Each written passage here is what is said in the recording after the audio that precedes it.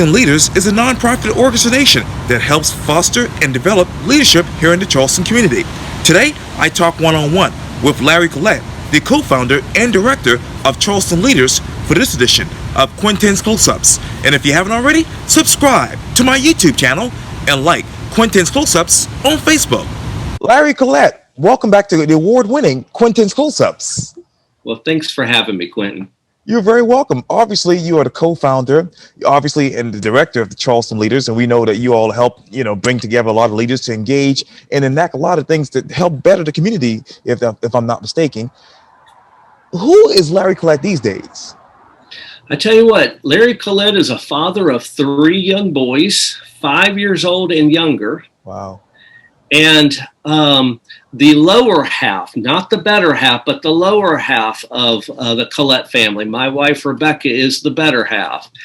And, but yeah, so I'm a father of 4, a Christian, a co-founder of a nonprofit that fosters and develops leadership in our community.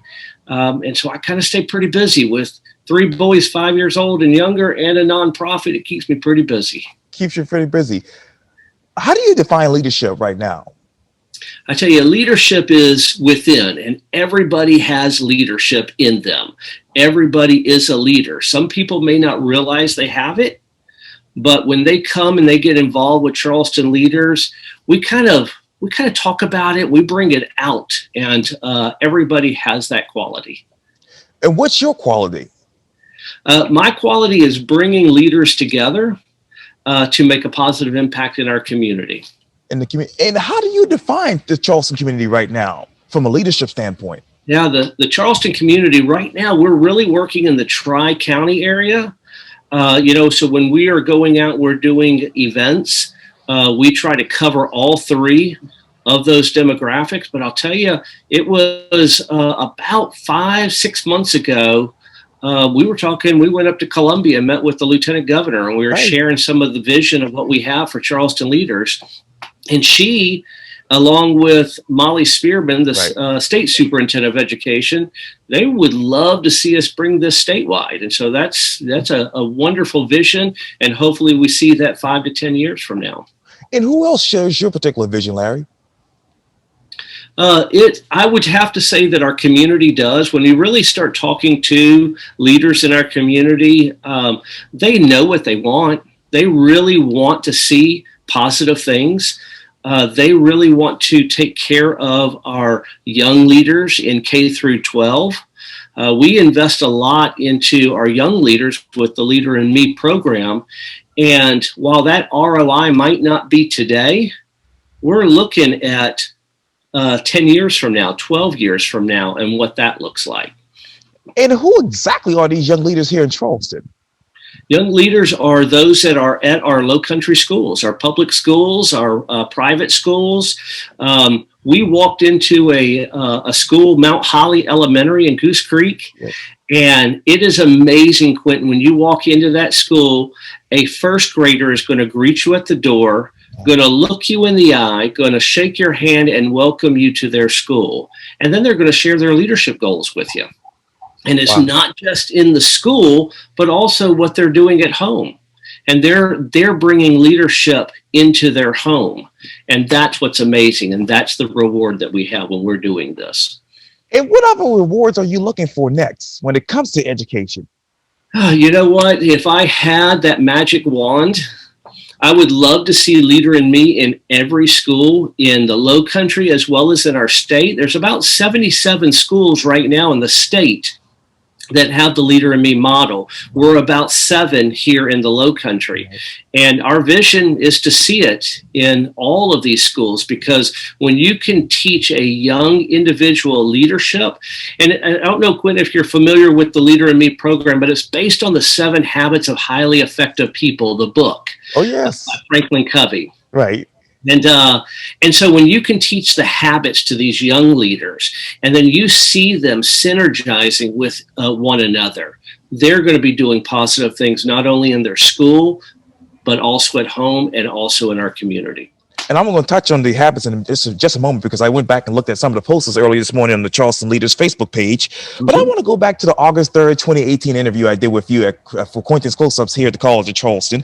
And in that interview, you talked to me about obviously retiring from Net Galaxy Studios, and describing Net Galaxy Studios. You said, hey, it was a part of my life. Sometime I created something based on a community need. Obviously, that means Net Galaxy.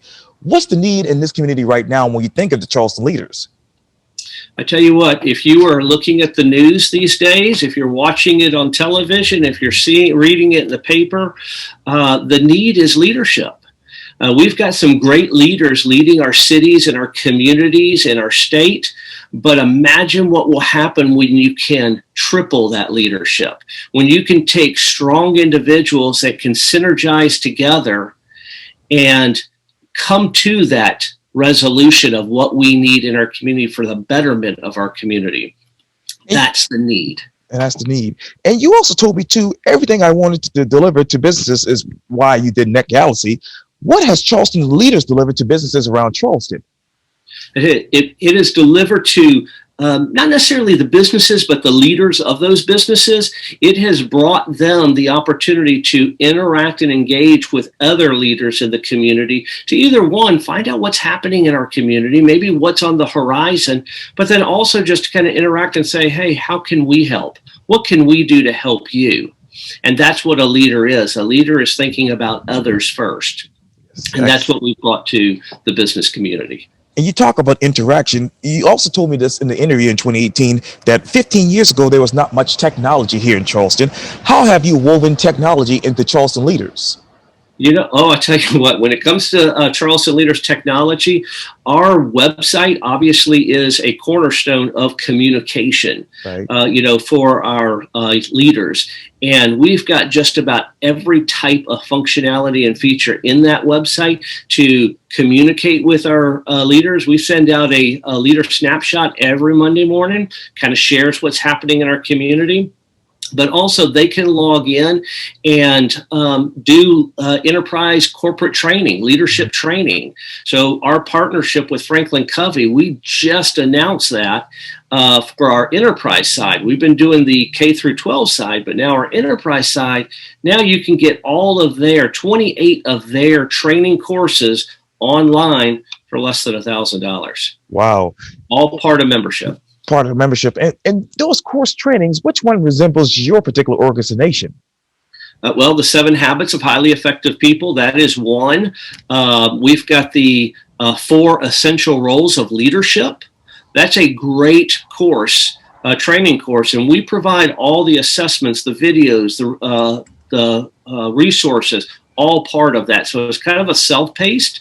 But then what we're going to do is we're going to bring 4 live training events, workshops all day, 9 to 5, 4 of them next year. And our first one's going to be in March, and it's going to be unconscious bias. And we want to really share that information with our community and leaders.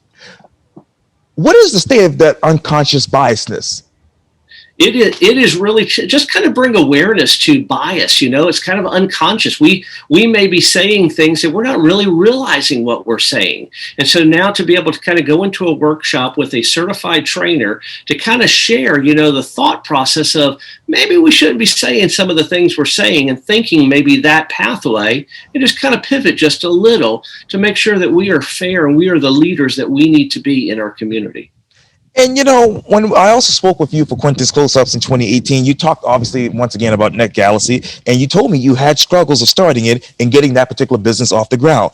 What struggles from Net Galaxy did you experience when obviously starting Charleston Leaders? I tell you what, with any, whether it's a business venture or an organization, whatever you're starting, a startup is kind of what they say it is. It's a startup, and you're going to fail many times in getting it right. Hopefully the experience that I brought from Net Galaxy Studios into Charleston Leaders, I learned a lot. I learned, I failed quite a bit, but I learned from that process, learned how to do it better, fine-tune that process. And one of the key things with any business is communication, communicating with the staff, leaders, volunteers. Let me go back to that. Obviously, when you talked about the the bias, what are those key failures that you've seen around Charleston? Oh my goodness. I tell you, sometimes it's not acting on what your gut is. You know what your gut is telling you. And sometimes some of our leaders may make a decision because they want to make that decision based on what the general community is wanting them to say. And sometimes we just need to kind of be real, have that group discussion with the community and say, hey, let's talk about this. Let's find the right resolution. What I may be thinking, just because I'm in a leadership role, may not be that right decision. I'm going to lean on leaders that are in our community to kind of guide us and tell us what we need to do. And what is that group discussion now about communication in the era of COVID? Oh my goodness, I tell you what, Zoom is now a common household name, and so and so sometimes that's what we have to do. If we want that face-to-face, let's Zoom. Let's have that video conference call with leaders or individuals that can bring great ideas. And you had asked earlier about what is a leader. A leader is any individual that wants to lead and wants to take that step forward, wants to do for others. And so leaders in our community can really share a lot. And I know also in the interview, I keep going back to the interview in 2018, but you told me it took 16 months for you to get the business off the ground with Net Galaxy. What were those first few months, that is, like when it came to obviously Charleston Leaders? Mm-hmm. Well, I'll tell you, the first few months when me and my business partner, Ruth Ann Hips, got together, we actually got together 6 months before we even made the announcement. And so we did a strategic plan. We spent every week working on a strategic plan because we didn't want to take that first step forward without having that plan of action. You don't build a building without a blueprint. And so we don't build a business or an organization without that strategic plan. And then once we launched in December of 2016, we had 72 leaders in our community say we're on board. Wow. And so they joined immediately as soon as we made the announcement. And we realized there's a need. There's a need for individuals, leaders to get together. And that was our recipe 4 years ago. And, also you told me that it took a while to grow, obviously, the Net Galaxy business. How has Charleston Leaders grown over the past, obviously, since 2016, those years? Yeah, I would say that we have evolved. We've learned from our leaders of what they want. Sure. And we're very intentional about that as well. We're going to ask our members in our community, what is it that you're looking for? And so our recipe was very simple because based on what we asked for, once a month gather, once a quarter gather, once a year gather. So we do our monthly leader happy hours where it's just leaders networking. Once a quarter, we bring in a leader. So we've brought in Senator Tim Scott. We've brought in our mayors, our military commanders, our police chiefs. Every quarter, we're going to bring a leader in. And Lieutenant Governor Yvette is actually going to be one of our next speakers once we can pivot past this pandemic. Sure. But so that's what we do once a quarter. And then we ask those leaders, okay, thank you for sharing what you're doing in our community to lead. But now you've got a group of about 200 leaders in this room. What can we do to help? What can we do to move the needle forward? And then once a year, we gather and we do a gala and we celebrate leadership. And the late William Bryan Moody, we present the William Bryan Moody Leader Award. Yeah. At this gala. And it's a great fundraiser to help continue our mission of fostering and developing leadership. Oh, yeah. And his father, Bill, and his brother, Brantley, are awesome people. Out of all of these leaders here in Charleston, what have you learned more about yourself as a leader? I've learned to listen. That was probably one of the biggest things. It's always been a challenge. You think that you've got the experience, you think you've got the knowledge, you think you can go in and just do it. And you can do it yourself? No. I've learned to listen to our leaders because they have great ideas. And then another challenge that I've always had and I struggled with was relinquishing that control. And now we've got great volunteers. We just did our inaugural oyster roast this past Sunday. And we had 21 volunteers step up to the plate and lead and ran that oyster roast. We didn't have to do it. And that was some of the things that I struggled with was listening and relinquishing that control. But I'm glad I've learned that early, I think. Yes, sir, absolutely. And let me go back to those habits because I went on the Facebook page and it says this: I listen to other people's ideas and feelings. Let me ask you, what feelings do you generally have for other people's ideas? I tell you what, my feeling is they're genuine. I feel that their ideas are very genuine and they want to share that. And there's a reason why they're sharing that. So whether they're approaching me or they're approaching another leader in our community, they're passionate about that idea. So the advice that I can give is listen to them. Don't discount it. Listen to them. And then if it deserves a second conversation or needs more conversation, do that. Share that, but also be very upfront with that individual. If the idea is not quite the pathway that you're going, don't tell them, oh, this is a great idea, let's talk about it later. No, tell them that. One of the things that I've struggled with in the Low Country is we're very friendly. We will tell people, bless your heart, I'm going to do this for you. And then you may not hear from them again. Right. What I've learned is let's just be honest with each other and say, you know what? I'm not a big fan of that idea. Come back with me with maybe some other ideas and let's talk about it. Or I'm not a big fan of that idea. Let's pivot a little. And what do you think about this? And then we have a conversation about it. And how many of those ideas have you discounted thus far that you've actually had to go on and have a second conversation about? Oh, I tell you what, I wouldn't say that I've discounted them, but I would say that I've had those second conversations with them. Some of the things that we're doing, we learned a lot in March, April about this pandemic and how to pivot. Sure. And we pivoted quite a bit. This oyster roast that we did on Sunday wasn't part of our normal events. We did our first golf tournament in August, not part of our normal events. So those were ideas that came and was presented to us and says, hey, think outside the box. Don't do your simple recipe of once a month, once a quarter, once a year. Let's sprinkle some other events that we can bring leaders together. And the other habit on the Facebook page says this: I'm confident in voicing my ideas. What ideas do you have the most confidence in right now as far as Charleston Leaders is concerned? I tell you, my confidence of an idea, I would say, is continuing to communicate with our community about education and training, whether at the K through 12 level with the Leader in Me model or through enterprise corporate training. We can all use more leadership training. And so I'm very confident in sharing those ideas with our community. And another thing is this: why is it on the page? It says this: why it's important, that is, to remember to sharpen the star.